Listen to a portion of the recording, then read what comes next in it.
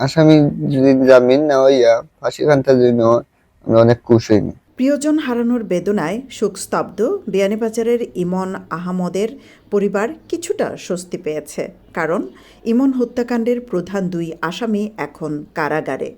মামলার দুই আসামির মধ্যে প্রথমজনকে ইমনের লাশ উদ্ধার হওয়ার পরপরই গ্রেফতার করা হয়েছিল। এবার অপর আসামি সাজিদুল ইসলাম মুন্না আটক হয়েছে। র্যাব ৯ শুক্রবার বিকেলে টাঙ্গাইল জেলার ঘাটাইল থানার কদমতলী এলাকা থেকে তাকে গ্রেপ্তার করে এবং শনিবার আদালতের মাধ্যমে কারাগারে পাঠানো হয়। মুন্না ঘাটাইল থানার দেলুটিয়া গ্রামের মোহাম্মদ ইব্রাহিমের ছেলে। হেলিকপ্টার প্রতীকে ভোট দিন, জনমানুষের সত্যিকারের নেতা ফখরুল ভাইকে বিজয়ী করুন। বিয়ানীবাজার গোলাপগঞ্জ উপজেলার প্রকৃত উন্নয়নের লক্ষ্যে 12ই ফেব্রুয়ারি হেলিকপ্টার প্রতীকে ভোট দিয়ে হাফিজ মাওলানা ফখরুল ইসলামকে বিজয়ী করি, শহর ও গ্রামের উন্নয়ন বৈষম্য দূর করি। পরিবারের একটাই দাবি, এই মামলার কোনো আসামি যেন জামিনে মুক্তি না পায় এবং দোষীদের সর্বোচ্চ শাস্তি অর্থাৎ ফাঁসি কার্যকর নিশ্চিত করা হোক। বিয়ানীবাজার থানা পুলিশে আমরা ধন্যবাদ জানাই, আর ওসি সাহেব যে আছেন তাদেরও ধন্যবাদ জানাই। আর এসপি স্যারে আমরা অনেক হেল্প করছেন 2 নম্বরে আসামি ধরার সময়, তাই অনেক যোগাযোগ করছেন, আমরাও গেছি, তাই অনেক আশা দিচ্ছেন আসামিরে ধরিয়া দিবা তাই। আর আমরা অনেক খুশি হয়েছি। ওখানে আমরা চাইমু আসামিটার ফাঁসি খানটা চাই, সুষ্ঠু বিচার চাই। ও আর আমরা সাংবাদিক ভাই হলে অনেক হেল্প করছেন, থানা পুলিশে আমরা এলাকার মধ্যে অনেক হেল্প করছেন, তাহলে আমরা কৃতজ্ঞতা থাকবো। অনেক আসামিরা দেখছি আমরা, তারা সারা পাইলা সুষ্ঠু বিচার হয় না। আমরা তো আর কোনটা চাই না, আমরা ছোট ভাই মারা গেছে, আমরা 2 ভাই আবার মারা রয়েছি দুনিয়ায়, আমরা ছোট থাকতে আমরা বাপও মারা গেছি। আমরা ওখানে চাই আমরা ছোট ভাই সুষ্ঠু বিচার খানতে চাই। আসামি যদি জামিন না হইয়া ফাঁসি খানটার জন্য আমরা অনেক খুশি হইনি। আমরা সরকার রাষ্ট্রের কাছে ওখানে বিচার চাইলাম, বলে আমরা ছোট ভাই ফাঁসি খানটা, যারা আমার বাইরে মাসুম এরা ফাঁসি খানতে চাই, সুষ্ঠু বিচার চাই। বিয়ানীবাজার থানার ওসি ওমর ফারুক জানান, জেলা পুলিশ সুপারের সরাসরি নির্দেশনায় ইমন হত্যা মামলায় গুরুত্বপূর্ণ অগ্রগতি হয়েছে।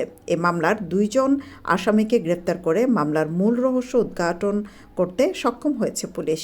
গত 7/12/2025 খ্রিস্টাব্দ তারিখ বরিগাবাজার থেকে একটি ছেলে নিখোঁজ হয়, যার নাম ইমন আহমেদ। এর পরিপ্রেক্ষিতে তার পরিবার 8 তারিখ থানায় এসে একটি জিডি করেন।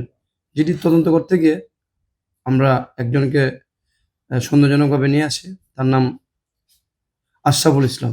আশরাফুলকে আমরা ব্যাপক জিজ্ঞাসাবাদে সে স্বীকার করে যে সে সহ তার সম্বন্ধী সাজিদুল ইসলাম মুন্না তাকে ইমনকে হত্যা করে একটি আইফোন নিয়ে যায় এবং তাকে রশি দিয়ে বেঁধে একটি ডোবাতে রেখে যায়।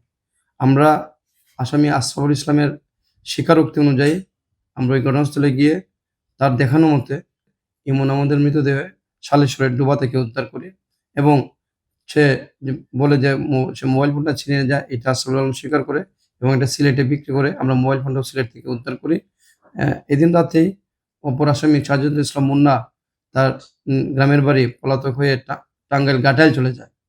এই ঘটনার শুরু থেকেই আমাদের সিলেট জেলার পুলিশ সুপার জনাব কাজী আখতারুল আলম স্যার এবং আমাদের সার্বক্ষণিক দিক নির্দেশনা দিতে এবং স্যারের টোটাল দিক নির্দেশনা এবং অক্লান্ত পরিশ্রমের ফলে তাকে সাজিদুল ইসলাম মুন্নাকে আমরা টাঙ্গাইল ঘাটাইল থেকে ধৃত করতে সক্ষম হই। আমরা আপনারা জানেন যে আসফাকুল ইসলাম বিজ্ঞ আদালতেও তার স্বীকারোক্তি অনুমোদন প্রদান করেছে। আমরা সাজিদুল ইসলাম মুন্নাকে কোর্টে প্রেরণ করেছে এবং এই মামলার 2 জনের জামিনী আসামি আসফাকুল ইসলাম ও সাজিদুল ইসলাম মুন্না 2 জনকেই ধৃত করে বিজ্ঞ আদালতে সোপর্দ করা হয়েছে। পুলিশ সূত্রে জানা গেছে, গত বছরের 7 ডিসেম্বর খুশির নামনগর গ্রামের যুবক ইমন আহমদ বাড়ি থেকে বৈরাগীবাজার যাওয়ার উদ্দেশ্যে বের হন। এরপর থেকে তিনি নিখোঁজ ছিলেন। পরিবারের জিডির ভিত্তিতে পুলিশ তদন্ত শুরু করে। তদন্তের এক পর্যায়ে ইমনের বন্ধু আশরাফুলকে সন্দেহভাজন হিসেবে আটক করা হয়। তার দেওয়া তথ্যের ভিত্তিতে 10 ডিসেম্বর শেওলা ইউনিয়নের শালেশ্বর এলাকার একটি পুকুর পাড় থেকে হাত পা বাঁধা অবস্থায় ইমনের মরদেহ উদ্ধার করা হয়। সৈয়দা আঁখি হক, এবিটিভি।